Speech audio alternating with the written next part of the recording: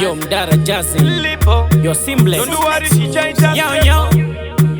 Babaroro, let's go. tune after tune kwetero. Watchinga gare mumuti ungedere vakamutsa wondo vamdikandira museve epasina shumba ndeikwara nechiveve kare mandina ngafe musatenderere lingane mukadzi wangu wandimutendere mari ndakabvisa simbuya vane bere kurwa ndinotorwa ende handina chirwerwe makatadza masports ende dzalingane pwere ndakuda kudzoka ndanga ndiri kumawere tonzi baba varonai ndine vana vasere varai makomba chikumbiro machembere zvinoshamisa unzi ndava kutamba sele Mhene dzakuda kusponsa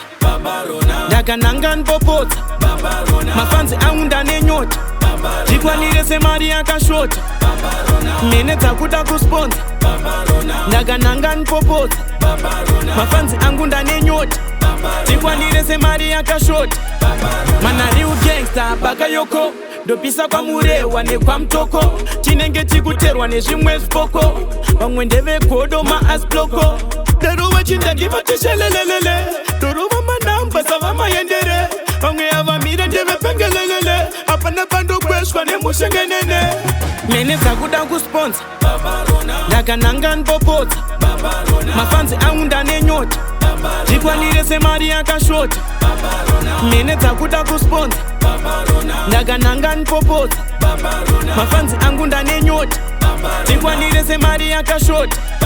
chipuwa chingagare mumuti ungedere vakamutsa wondo vamdikandira museve epasina shumba ndeikwara nechiveve kare mandina ngafe musatenderere lingane mukadzi wangu wandimutendere mari ndakabvisa simbuya vane bere kurwa ndinotorwa ende handina chirwerwe makatadza masports ende dzalingane pwere ndakuda kudzoka ndanga ndiri kumawere tonzi baba varonai ndine vana vasere varai makomba chikumbiro machembere zvinoshamisa unzi ndava kutamba sele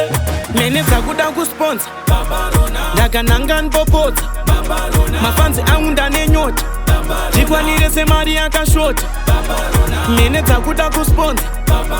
ndakananga ndipopodza mafanzi angu ndanenyota ndikwanire semari yakashota Mhene dzakuda kusponsa ndakananga ndipopodza mafanzi angu ndanenyota ndikwanire semari yakashota